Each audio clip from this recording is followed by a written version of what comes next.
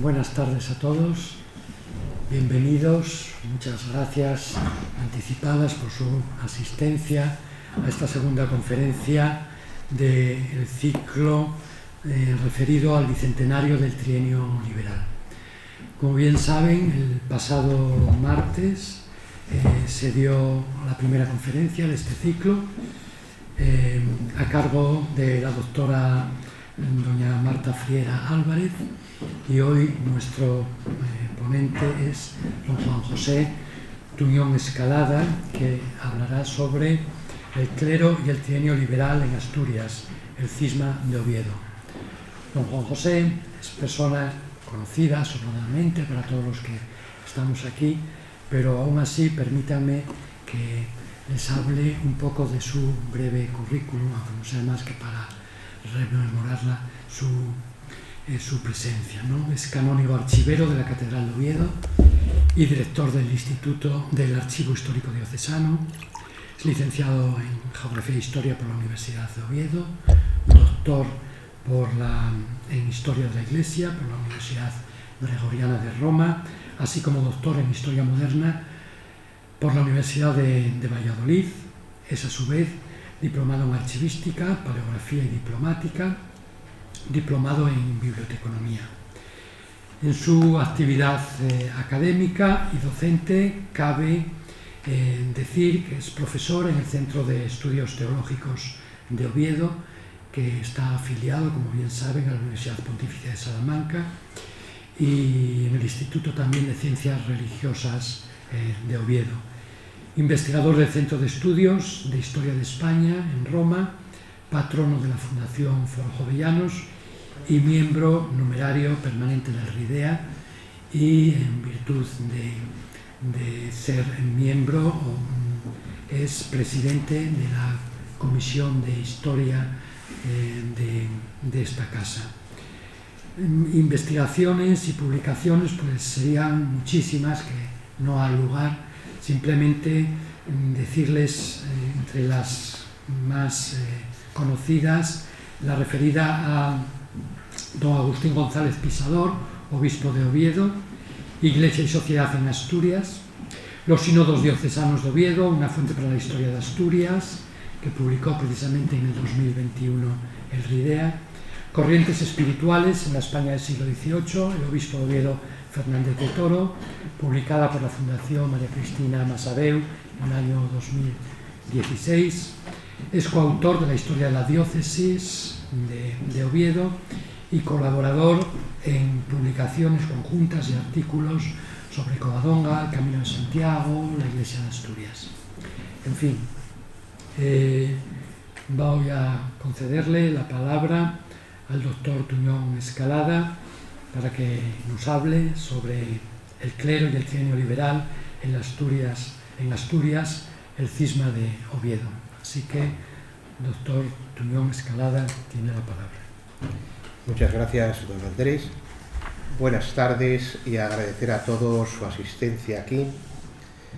La conferencia de hoy se centra en la Iglesia en el trienio liberal, y la razón de escoger este tema para mi disertación no solo se corresponde a que la Iglesia ha tenido una gran relevancia, como sabemos muy bien, a lo largo de los siglos, sino también porque en el trienio liberal tuvo una gran incidencia y una gran significación en lo que respecta a la Iglesia en Asturias, ya que por una parte desencadenó un virulento y largo enfrentamiento entre las autoridades y los sectores sociales constitucionalistas y la máxima autoridad eclesiástica ovetense, y por otra provocó un enfrentamiento entre dos sectores bien definidos del clero diocesano, que acabaría en una división profunda y fuertemente encontrada en el propio seno de la Iglesia asturiana, generando lo que ya en el mismo momento en el que se produjo vino a denominarse el cisma de Oviedo.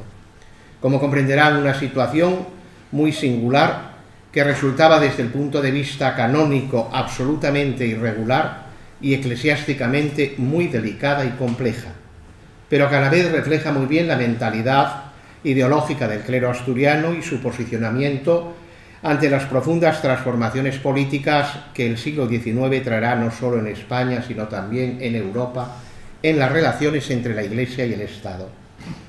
Enfrentamiento entre jerarquía eclesiástica y autoridades civiles y división en las filas del clero asturiano, cuyas primeras manifestaciones ya se habían producido con motivo de la guerra contra los franceses y que después de 1823, tras el triunfo de la reacción absolutista y las duras represiones a los clérigos constitucionalistas, subyacerán durante prácticamente más de 4 décadas en la vida diocesana ovetense.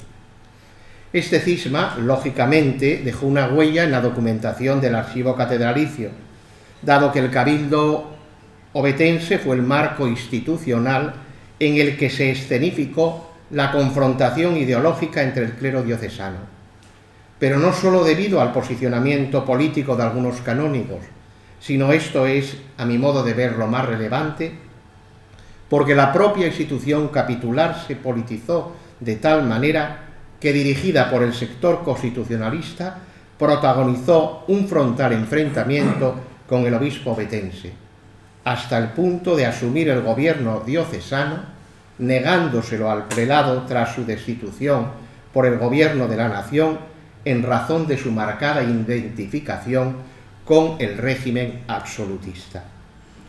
Obviamente, un asunto de tal magnitud trascendió el ámbito asturiano y el asunto, podríamos decir, que llegó a nunciatura, al nuncio, en aquel momento Giacomo Giustiniani, que desde Madrid trasladaría la problemática asturiana a la Santa Sede, y allí, en la Santa Sede, en Roma, en una congregación especial para los asuntos extraordinarios que se estaban produciendo en España y creada ex professo para eso, los asuntos ovetenses, podríamos decir que tendrían un relevante protagonismo.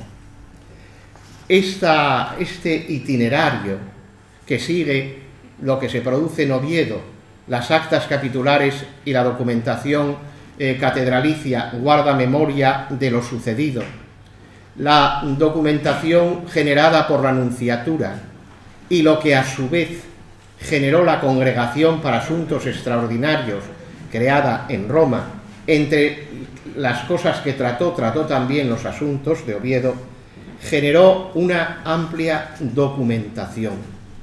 Una documentación que tiene interés sobre todo porque esa documentación es una documentación que prácticamente ha permanecido inédita.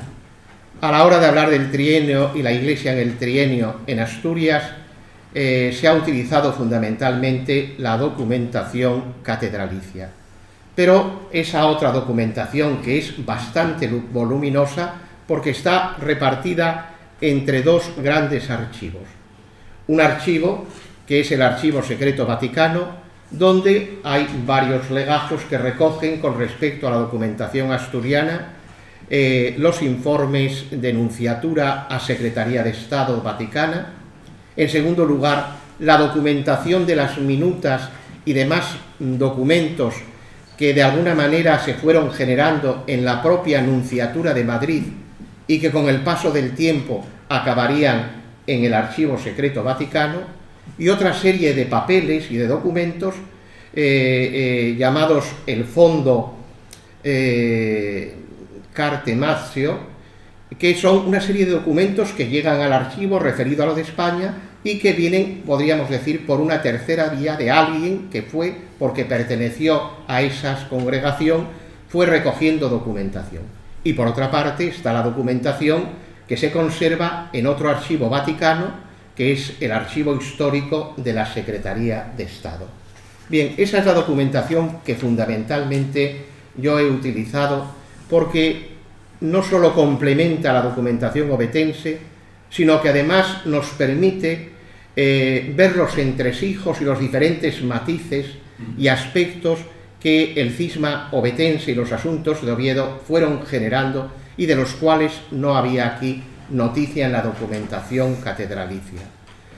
Comprenderán que el nuncio emitía sus informes, hacía sus gestiones, la Secretaría de Estado y la Santa Sede las suyas, y por lo tanto esa documentación aquí no era conocida.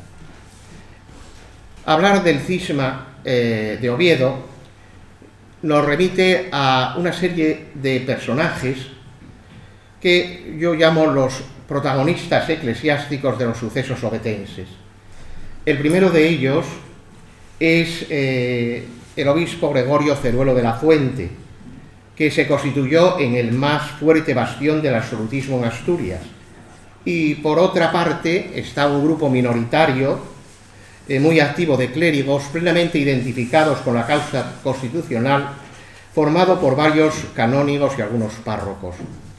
De Gregorio de la Fuente sabemos que era natural de Paredes de Nava, de la diócesis de Palencia, que se estaba doctorado en Derecho Canónico, que ejerció algunos cargos y fue canónigo de la Catedral de Palencia.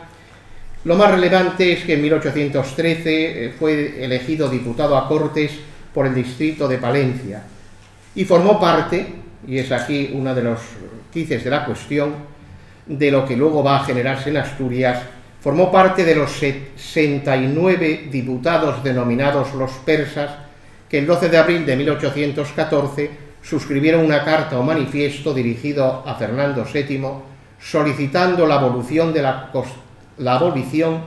la Constitución gaditana y pidiendo el restablecimiento del absolutismo.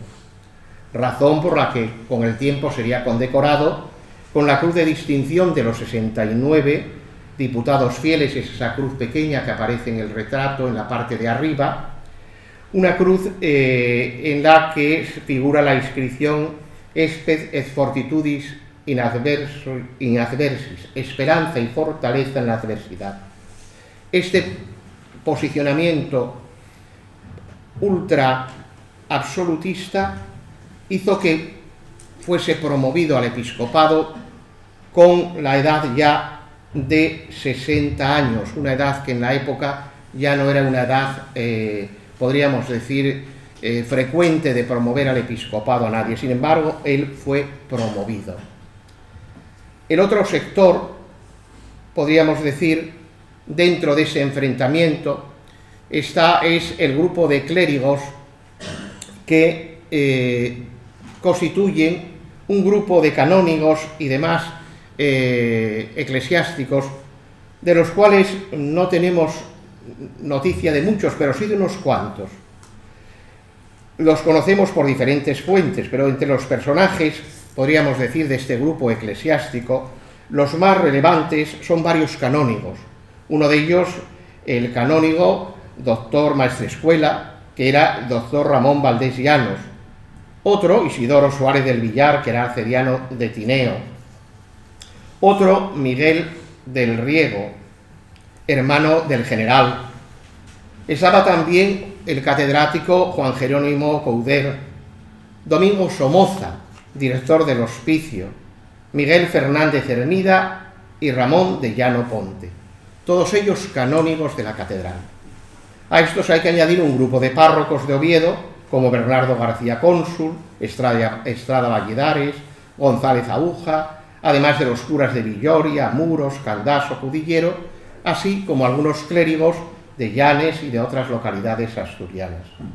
Ciertamente una minoría en las filas del clero diocesano, pero ciertamente muy relevante y significativa, no solo por su formación y cargos desempeñados en el marco institucional diocesano, canónigos, catedráticos de universidad, párrocos de la ciudad o de importantes villas, sino también por su proyección literaria y actividad política, como también por su heroicidad y patriotismo. De Llano Ponte, la lauda que hay conmemorativa del levantamiento contra los franceses aquel 25 de mayo de 1808 lo hace figurar entre los patriotas, el canónigo Ramón de Llano Ponte, porque fueron personas, como en el caso de él, que había sido militar anteriormente, muy significativas en la causa contra los franceses. Estos eclesiásticos, este grupo de eclesiásticos, podríamos vincularlos a aquellos clérigos vinculados a las sociedades económicas y a proyectos de corte reformista, y también con una impregnación de ideas regalistas y jansenistas, una impregnación innegable. Pero hay que advertir que su filonjansenismo no era teológico, sino más bien de reforma eclesiástica, como el que inspiró a Jovellanos o otras destacadas figuras de la segunda mitad del siglo XVIII, encuadrados por la historiografía dentro del denominado jansenismo español.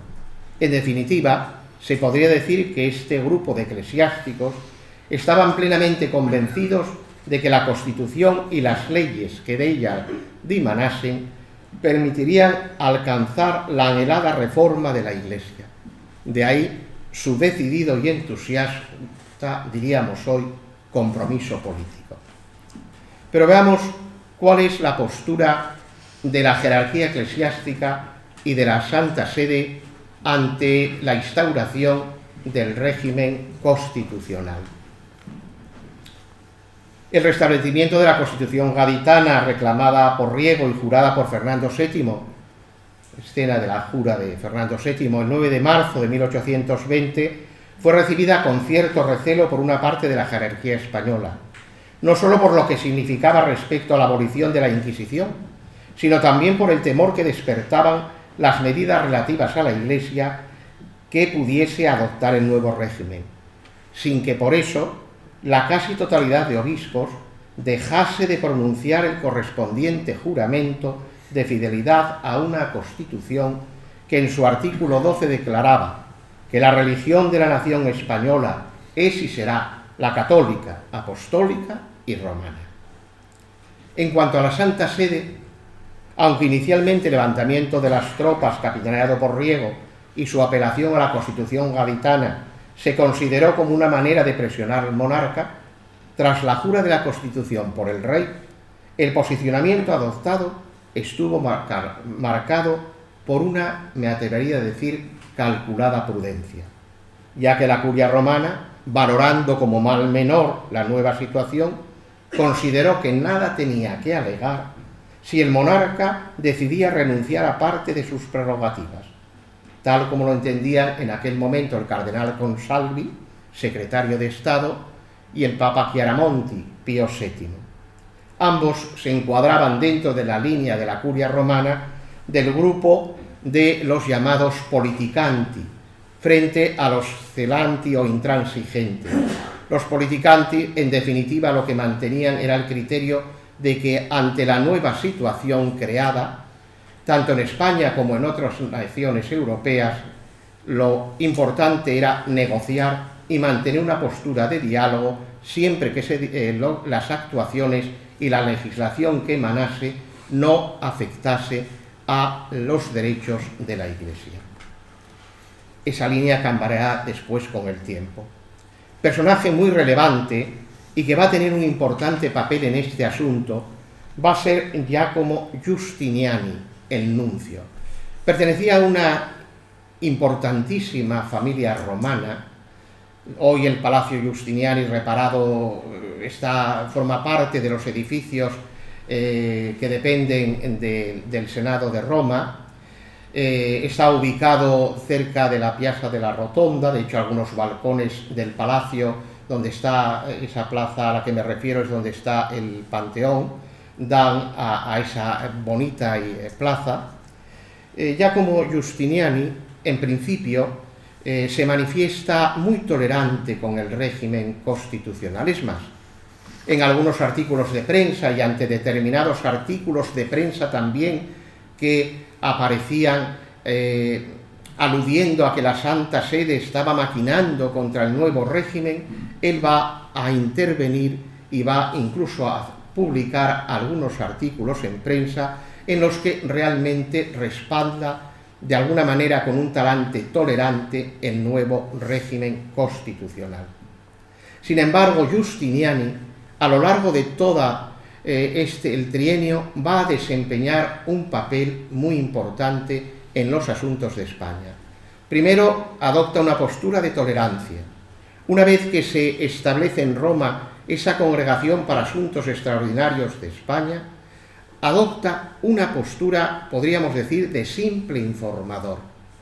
Pasa de un cierto entusiasmo, que incluso le fue corregido por el secretario de Estado, por esa tolerancia entusiasta, a un silencio y posteriormente a un cambio radical de actitud. De tal manera que en un momento determinado va a ser un secreto gestor para intentar un entendimiento dentro del sector más moderado e incluso va a servir de agente de alguna manera intermediario entre Fernando VII y los embajadores de la Santa Alianza, es decir, de las tres grandes potencias.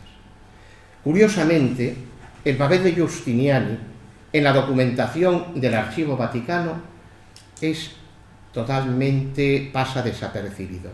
Sin embargo, cuando uno se encuentra con la documentación de los archivos vaticanos, descubre el importantísimo papel que Giustiniani, en la sombra, desempeñó apoyando el posicionamiento del obispo de Oviedo y gestionando los asuntos desde la nunciatura en una actitud cada vez más beligerante con respecto al régimen constitucional. Hay que decir que el mismo Giustiniani, los últimos años de su vida fueron unos años muy complicados, porque ese posicionamiento político, al calor de los sucesos que después fueron ocurriendo, no en España, sino en el resto de Europa, Giustiniani se había labrado muchos enemigos en España, de tal manera que le pasó como a otros nuncios en otras épocas que pasaron a quedar en un plano muy secundario, incluso en Roma. Además de Giustiniani, hay que decir, y del papel de Giustiniani con respecto a Asturias, hay que decir que las tensiones entre el jefe político y el obispo de Oviedo, que se van a producir, como veremos dentro de un momento, a partir de una determinada legislación que coloca en un brete al obispo de Oviedo. Sin embargo, en Asturias las tensiones entre el jefe político Manuel María Acevedo y el obispo de Oviedo, o la dignidad episcopal, ya tenían antecedentes antes de 1720. Me refiero al año, 1820. Me refiero al año 1813. En ese momento era obispo de Oviedo otro Gregorio, Hermida y Gamba, que va a negarse a aplicar los decretos de la Constitución gaditana para la abolición del Tribunal de la Inquisición. Esa actitud del obispo, esa negativa a publicar los decretos en la diócesis de supresión de la Inquisición, trajo consigo que el obispo fuese expulsado de la diócesis. Pero ciertamente en este enfrentamiento no se produjo ningún cisma, sino simplemente el obispo salió de la diócesis, dejó un gobernador eclesiástico, estuvo unos meses fuera de la diócesis y podríamos decir que el único asunto, entre paréntesis, violento, fue la confiscación del carruaje del obispo por parte del jefe político, Acevedo. Es muy curioso porque el carruaje, permítanme la anécdota, era un carruaje que el obispo acababa de estrenar, un carruaje además, sabemos cómo era, incluso conocemos cómo se llamaban los 4 caballos que tenía, y lo conocemos porque al hacer la almoneda que se efectuaba a la muerte de los obispos, en el que salían sus bienes a almoneda pública, pues se nos dan los datos y hasta los nombres de los caballos. Era un coche negro, parece muy coqueto, que iba por dentro guarnecido con tafetán morado propio de la dignidad episcopal, el color de la dignidad episcopal, y tirado por 4 caballos, que en aquel momento era la admiración de Oviedo. Pero no pasó de la confiscación del coche del prelado. No sé si el jefe político lo utilizó, pero ciertamente se produjo esa confiscación.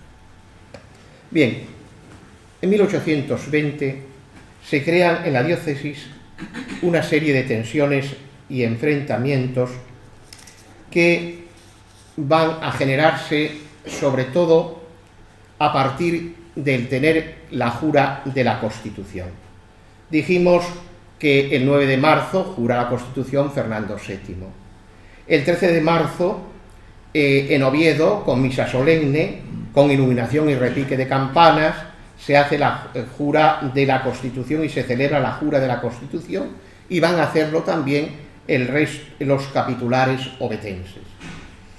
El obispo va a publicar una pastoral el 24 de marzo, exhortando al clero del obispado a aceptar la Constitución e instruir a los fieles para que la obedeciesen, alegando: somos ministros de un Dios de paz y debemos poner ante los ojos de los fieles las grandes ventajas que deben prometerse, viviendo tranquilos y confiados en el gobierno y en las autoridades que designa la misma Constitución, para que promuevan la prosperidad y la felicidad de la monarquía.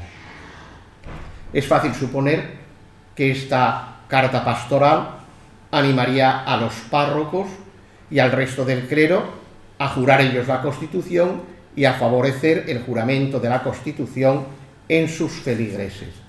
No obstante, no tenemos muchas referencias.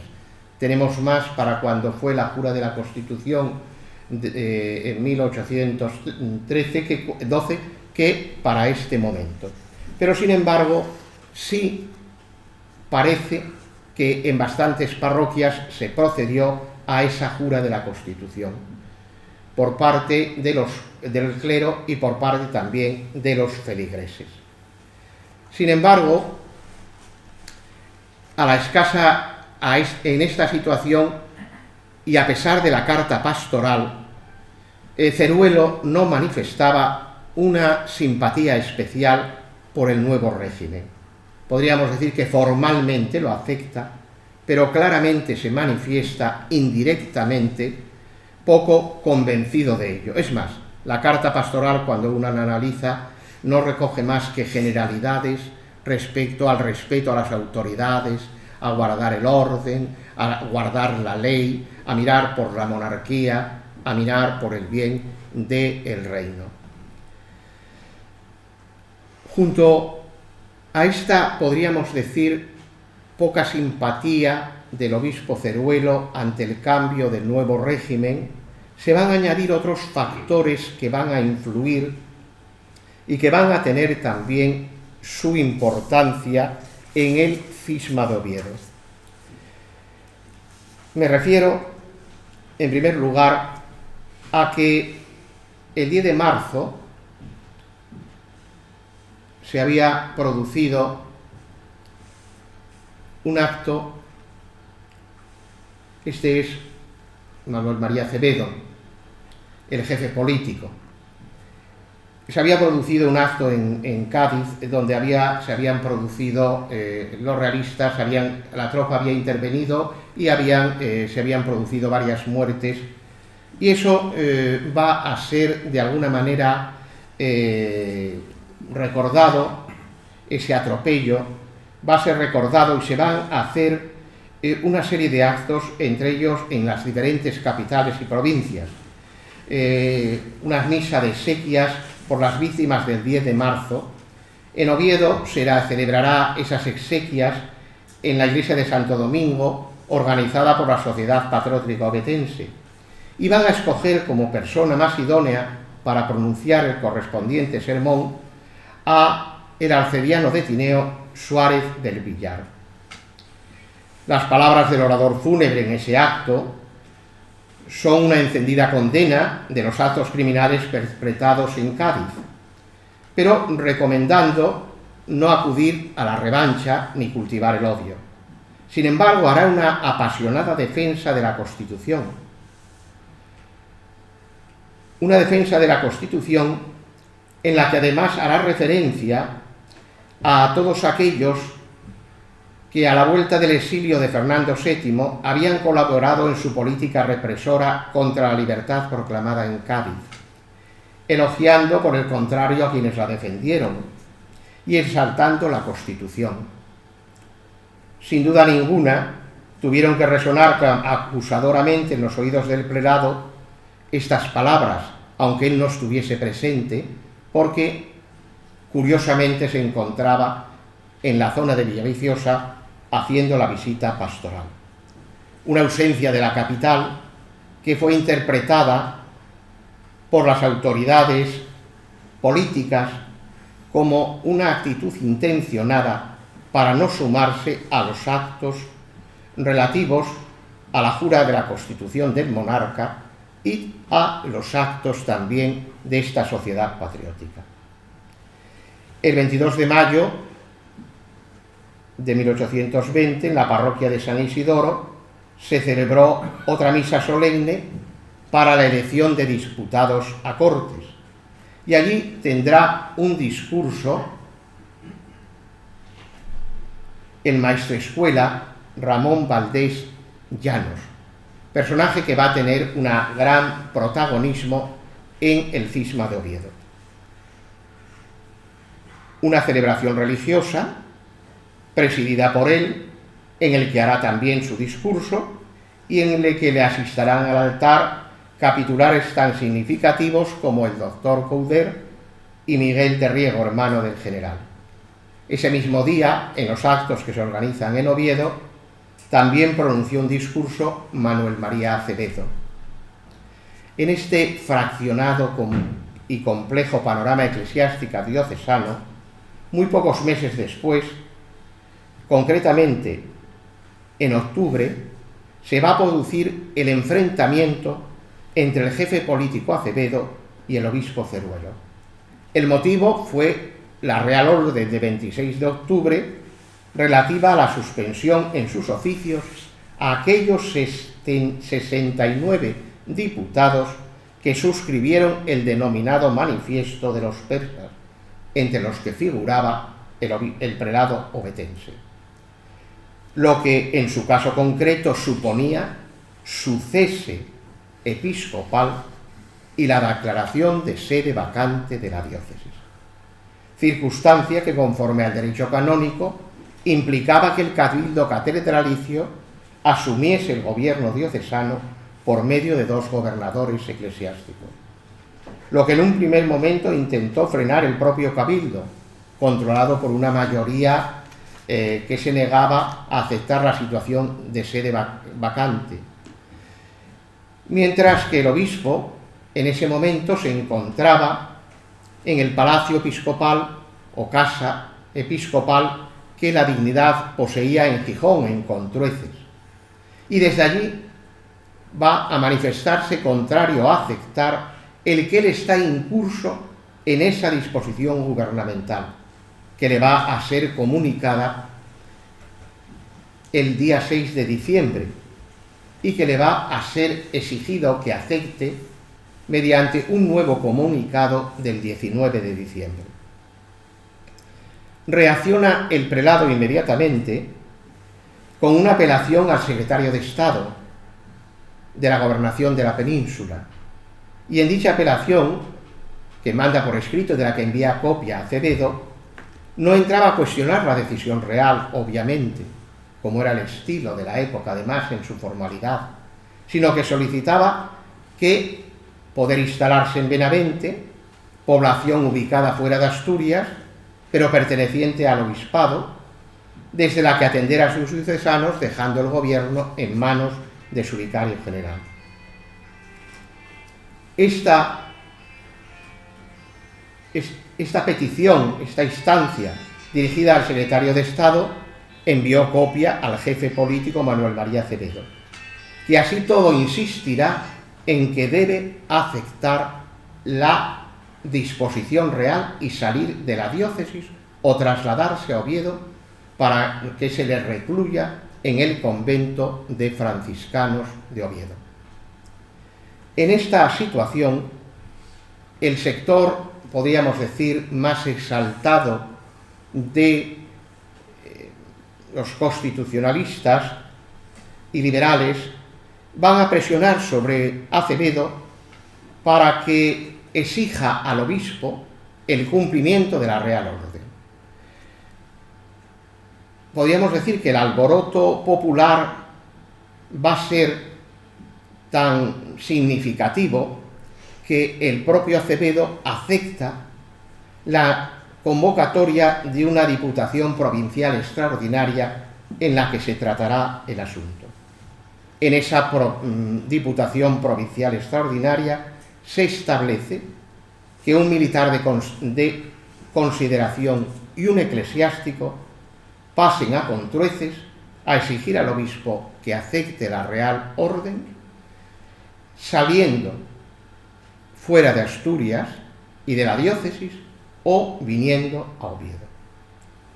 Para ejecutar esta disposición de la Diputación Provincial se ofrece el gobernador militar de Oviedo, Ramón Muñiz, quien el día 23 de diciembre, en torno a las 3 de la tarde, llega a Contrueces. Notifica al obispo la disposición de la Diputación.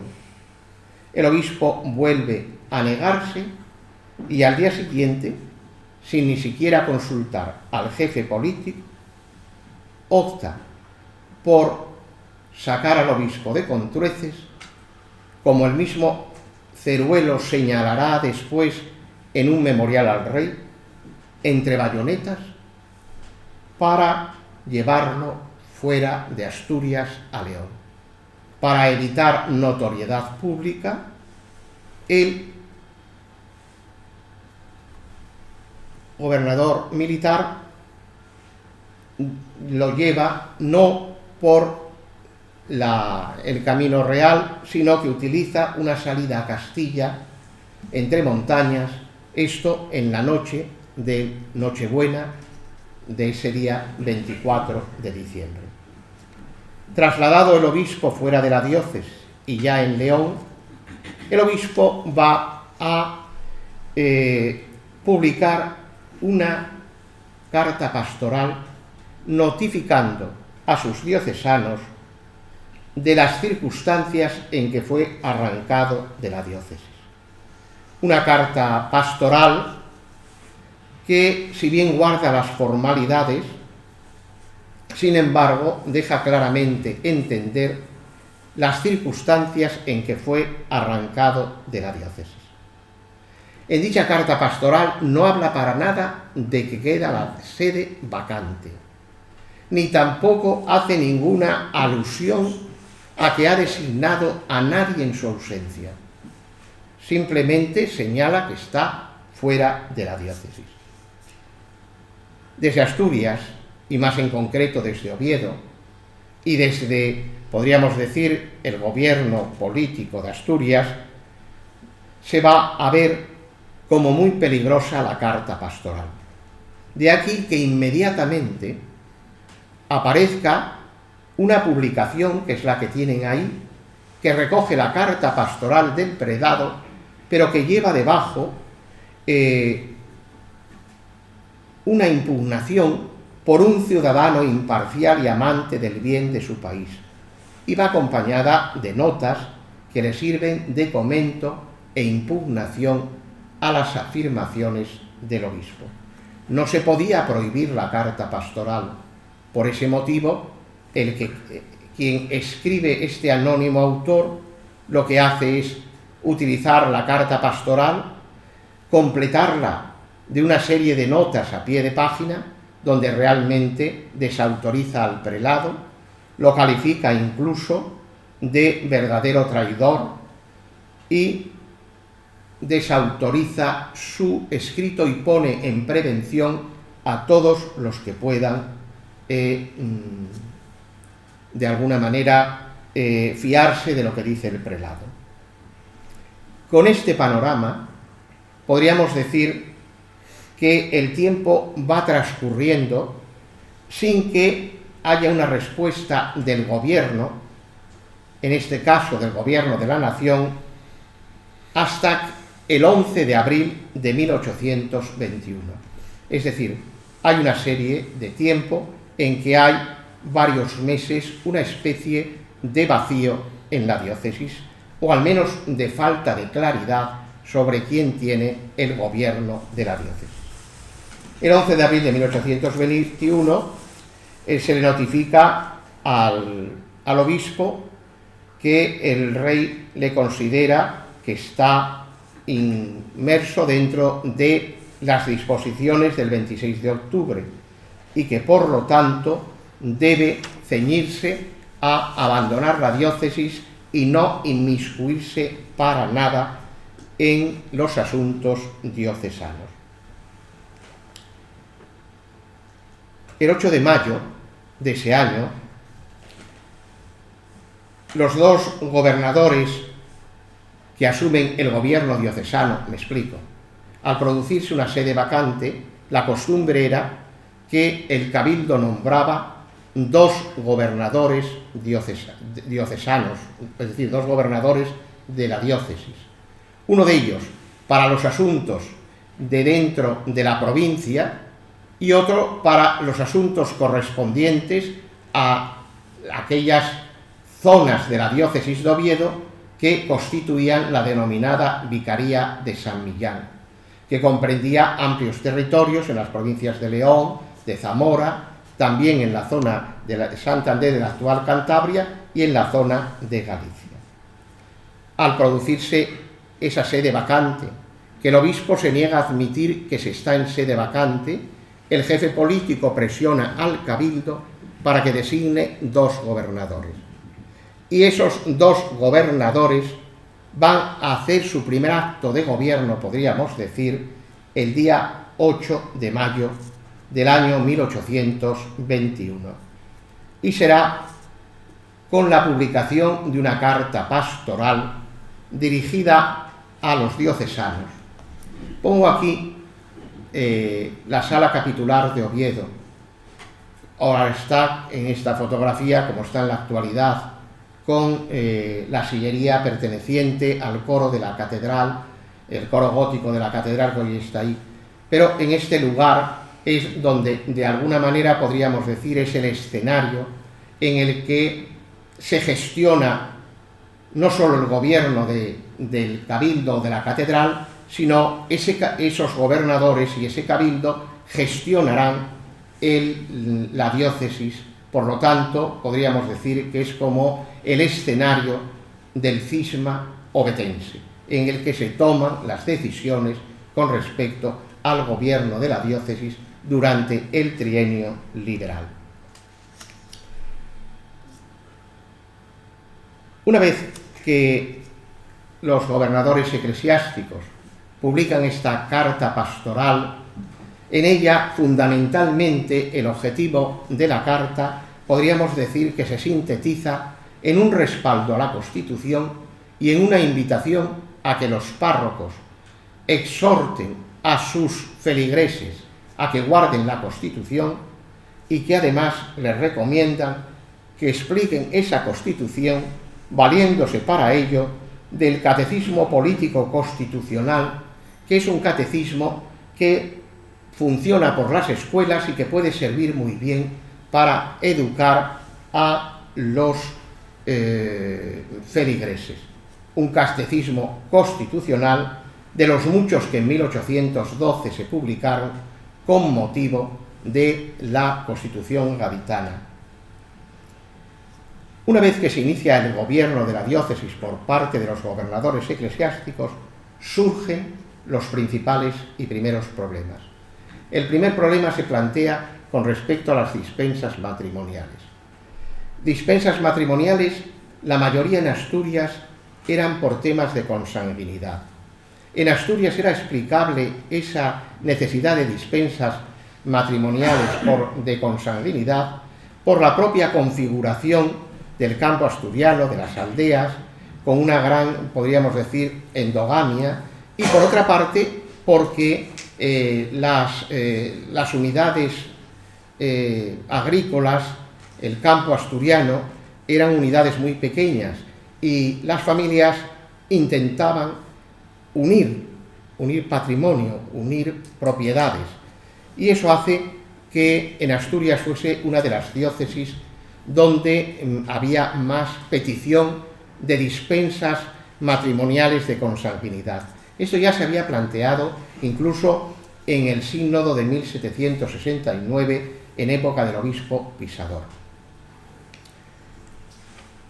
Sin embargo, al acudir los gobernadores al nuncio para que gestione las dispensas matrimoniales, las licencias para contraer matrimonios por consanguinidad, el nuncio se niega. Y esta negativa provoca una reacción de los gobernadores que apelan a Cortes, y en Cortes es acogido con sumo interés y respaldo el planteamiento que plantean los gobernadores obetenses.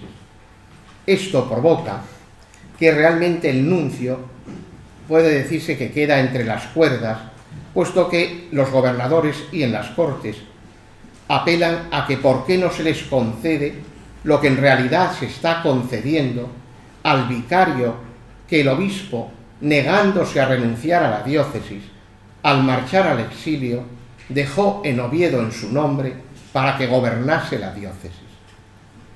Siento que esto a lo mejor es muy complicado, a lo mejor no lo estoy consiguiendo expresar bien. Este es sin duda ninguna el principal entre las dispensas de consanguinidad.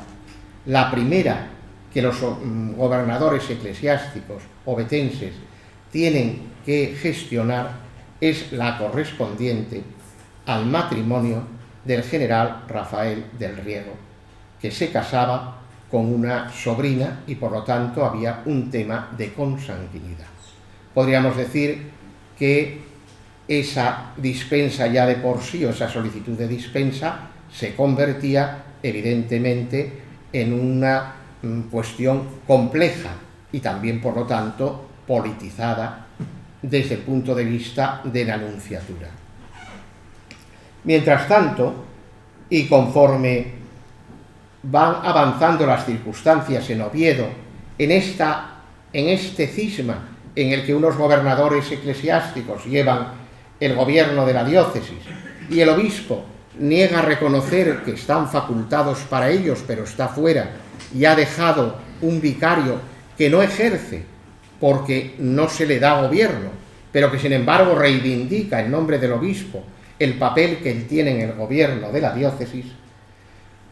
Y dado el tema en el que las Cortes se pronuncian respaldando a los gobernadores obetenses y que esto va a acabar en una notificación del monarca de Fernando VII del gobierno al nuncio, advirtiendo que se mantenga al margen de esta cuestión y que dé facilidades, todo esto va a llevar a que de alguna manera la situación entre en un proceso durante unos meses de una cierta tranquilidad.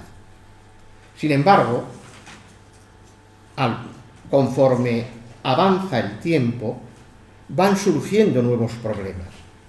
Por una parte, la Santa Sede se niega a reconocer a los gobernadores elegidos por el Cabildo.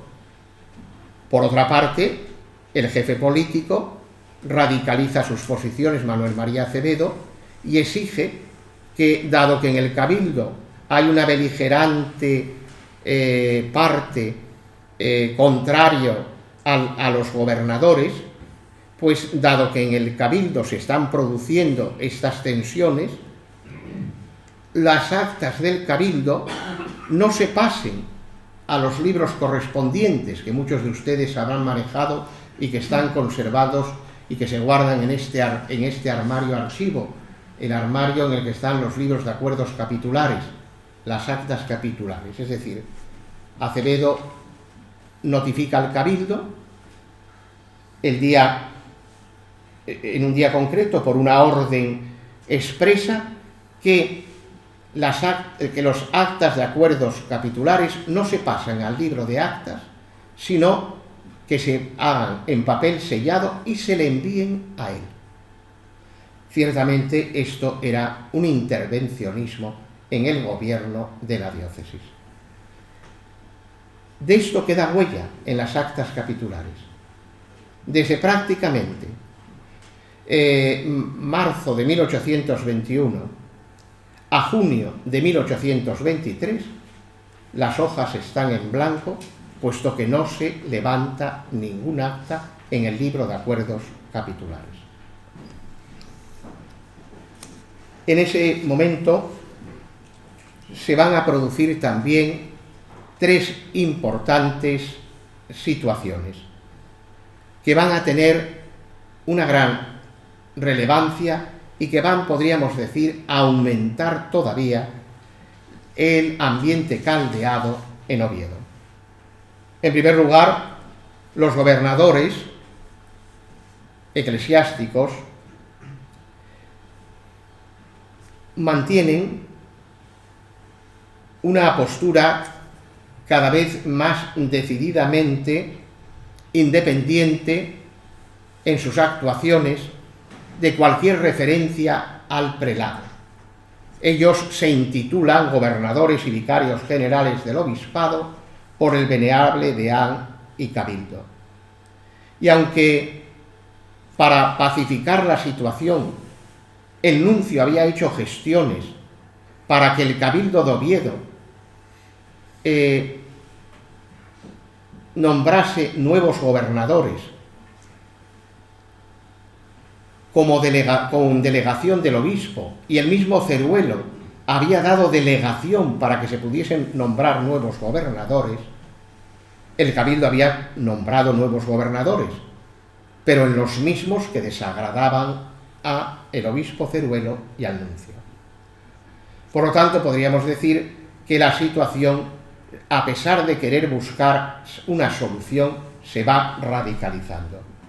En segundo lugar, en esas dispensas, los gobernadores proceden a gestionar no solo las dispensas que ya habían gestionado, sino a acentuar la gestión y la solicitud al nuncio de dispensas matrimoniales.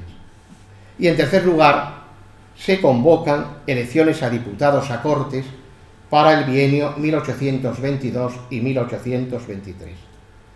Para esas elecciones, los gobernadores publican una pastoral exhortando a dos cosas: a que se elijan diputados idóneos y a que el clero se preocupe de velar para que en esas elecciones salgan diputados que sean fieles a la Constitución. Como vemos, esta pastoral de los de los gobernadores adquiere un decidido matiz político.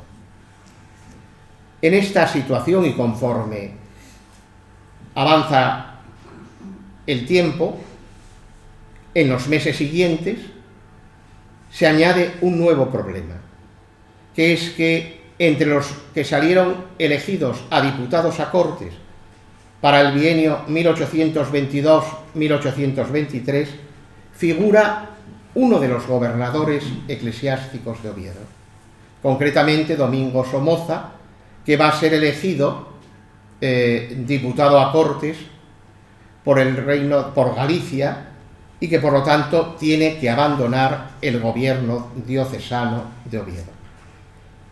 Al tener que marcharse a Cortes, intentará que quede aquí, sustituyéndole el canónigo Miguel del Riego, lo cual generará un nuevo conflicto en el cabildo que se saldará con la elección de un capitular proclive al obispo. Siguen los meses transcurriendo dentro del trienio, y conforme van transcurriendo los meses, se va creciendo el descontento entre el clero asturiano, sobre todo por las medidas que el gobierno nacional va tomando con respecto a los asuntos eclesiásticos. De tal manera que uno de los podríamos decir, de los temas que más van a levantar malestar en Asturias y que van a provocar incluso una representación de la Junta Diocesana al Congreso Nacional, va a ser el tema del diezmo. Esto afectaba enormemente en Asturias, donde la reducción del diezmo significaba una reducción muy significativa y muy importante en los recursos del clero. Podríamos decir que conforme avanza el año 1822 y 1823, los gobernadores eclesiásticos cada vez tienen menos apoyo entre el clero y cada vez es mayor la oposición que encuentran en el ejercicio de su gobierno.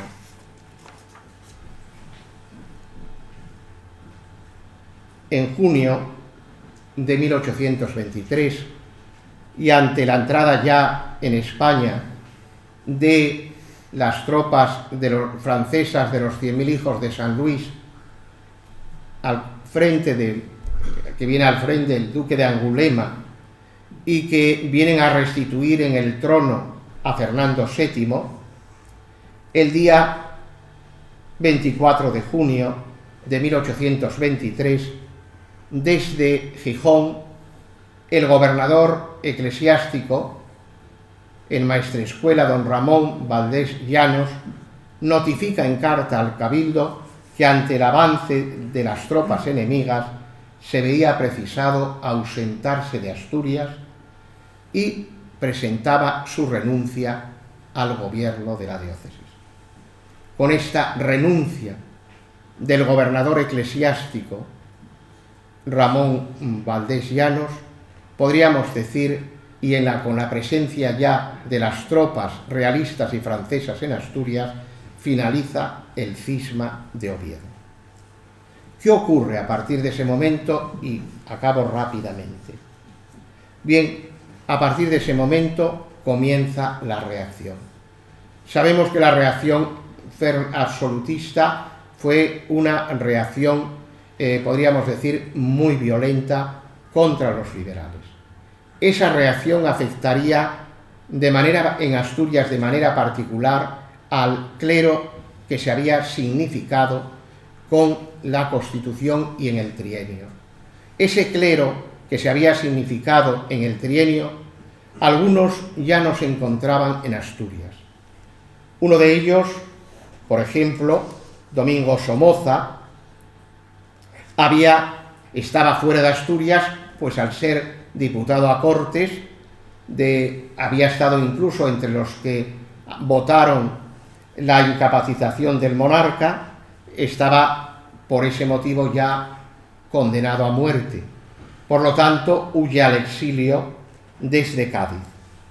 El otro de los canónigos, Miguel del Riego, hermano del general, unos meses antes había pedido dispensa al cabildo para ir a Granada, desde allí acompañar a su sobrina, la esposa del general.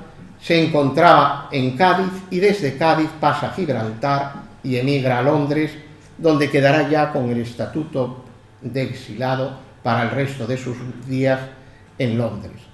Otro de ellos, Ramón de Llanoponte, el patriota que está recordado en esa lauda a la entrada del archivo capitular, el canónigo Llanoponte va a ser privado por el cabildo de los beneficios capitulares, se queda por Valladolid y termina apareciendo ahogado en el río Pisuerga, yendo a bañarse arrastrado por un remolino. Los que quedaron en Asturias, ¿de quiénes tenemos noticia? Pues tenemos noticia del mismo Ramón Valdés Llanos, que pensaba ausentarse desde Gijón, embarcarse, siguiendo las órdenes que había recibido desde Madrid, y sin embargo va a venir a Oviedo a presentarse al obispo. Ramón Valdés va a presentarse al obispo, va a ser encarcelado, y junto con él otra serie de clérigos asturianos que se habían significado a lo largo del periodo del trienio constitucional o liberal. Esos clérigos fueron todos encarcelados en conventos, Valdedios, el convento de San Francisco de Oviedo, diferentes conventos de Asturias. La figura, podríamos decir, más preocupada por corregir a estos clérigos y condenar a estos clérigos será el obispo Ceruelo. Aquí tienen en la diapositiva, en la fotografía, una de las obras que Miguel del Riego recuperó de un autor español, el Cartujano, y que fue a lo que él se dedicó en los años del exilio, a la vez que regentaba una librería, se dedicaba al comercio de libros en Londres y que a tener contacto con los exilados. Pero los clérigos que quedaron en Asturias, sobre ellos actuó de una manera drástica Gregorio Ceruelo de la Fuente. Todos ellos fueron encarcelados, muchos de ellos sin ni siquiera proceso, hasta el punto de que incluso Fernando VII en algún momento advertirá por una real orden al obispo advirtiéndole de las actitudes tan drásticamente políticas con las que está actuando, de manera que ni siquiera les abre proceso. Otros fueron también muy represaliados y también incluso la Roma, por vía del nuncio, pedirá al obispo Ceruelo que de alguna manera aminore su intervención o su actuación sobre el clero liberal. Realmente, todos este grupo de clérigos, algunos murieron en la cárcel, en el convento en el que estaban, otros al poco de salir, otros llegaron a ver la amnistía de 1833 y algunos de ellos incluso ya en el periodo posterior a 1833, en la regencia de la reina María Cristina y en la época posterior, desempeñarán cargos importantes en la universidad, en la sociedad asturiana y también en la Iglesia asturiana. Muchos de ellos no abandonarían sus ideas liberales. Podríamos decir, para acabar, yo me atrevería primero a agradecerles la paciencia que tienen conmigo. Sé que el tema es complejo, pero yo quisiera acabar con dos reflexiones personales que me hago. Me parece que el denominado Cisma de Oviedo, aunque es un breve, constituye una singularísima página de la historia de la diócesis de Oviedo, muy poco conocida, y que además los sucesos eclesiásticos del Cisma de Oviedo nos permiten pulsar el ambiente sociopolítico generado en Asturias durante el trienio liberal. Esta documentación vaticana es una fuente para mí muy interesante para conocer el trienio liberal en Asturias. En segundo lugar, en cuanto a aquellos clérigos liberales y constitucionalistas que, fieles a sus convicciones, apostaron en Asturias abierta y decididamente por la transformación política de España, creo sinceramente que bien merecían ser recordados en este Real Instituto de Estudios Asturianos con motivo del bicentenario del trienio liberal. Muchas gracias.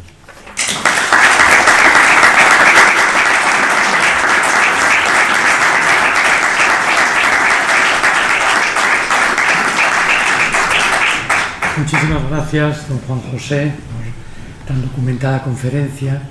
Como es habitual, si alguien quiere plantear alguna pregunta aclaratoria respecto al tema, pues puede hacerlo.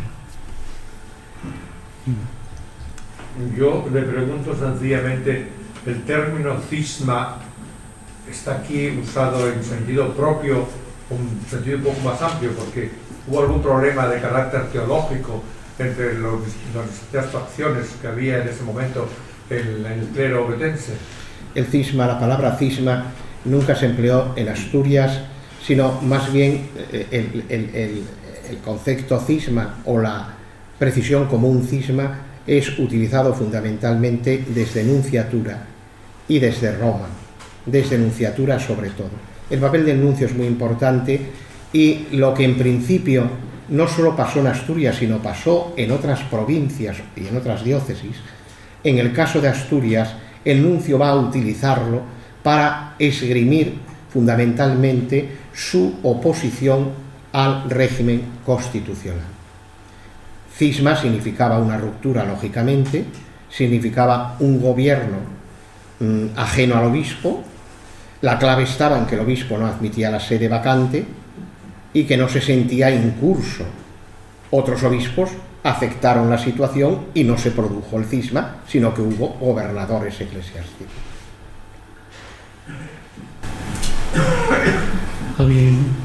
¿Alguna otra pregunta? Sí. Bueno, primero, muchísimas gracias y enhorabuena por esta excelente conferencia en la que creo que hemos aprendido muchísimo. Yo me pregunto hasta qué punto la sociedad ajena al entorno eclesiástico, la sociedad civil, hacía seguimiento aquí en Asturias de todo esto que estaba pasando tan grave y tan relevante. Tenía proyección alguna prensa, se agitaban las personas, había división, partidarios, o era una cosa bastante cerrada y que no trascendía, porque... No, trascendencia pública tenía absolutamente. En primer lugar, hay que tener en cuenta que el Cabildo era una institución de un peso en la ciudad y en Asturias muy relevante. La figura del obispo y la salida del obispo, la manera en que él presenta su salida entre bayonetas, que no se produjo entre bayonetas, sino que fue escoltado, alejándolo en ese lenguaje que él utiliza en su pastoral, de estar al lado de su rebaño, etcétera, daba trascendencia. Ciertamente los grupos que movían, y sobre todo los más exaltados, daban publicidad a la oposición del obispo, al que realmente calificaban de traidor, de criminal y de sujeto a eso. La prensa también, por ejemplo, el Aristarco, el Momo, publican y se manifiestan. A la vez hay una serie de escritos que están saliendo o bien contra los gobernadores o contra los decretos que los gobernadores hacen. En definitiva, el asunto no se debatía en el espacio de la sala capitular, sino que trascendía la ciudad. Cuando, es más, algunos de los canónigos que se oponían a la instauración y al gobierno de los gobernadores eclesiásticos, políticamente van a ser detenidos y encarcelados. Cuando llega la represión, vuelve a ser también esto público. El rector de la universidad, que era un canónigo, va a ser sacado de casa y prácticamente llevado a rastros al tribunal eclesiástico. A los 2 días su hermana muere de la impresión de verlo arrastrar, sacar de casa. No sé, claro, el asunto estaba en la calle con una fuerza enorme. No fue un asunto que quedase entre los 4 muros o las 4 paredes de la sala capitular. ¿En qué medida había una participación, una identificación?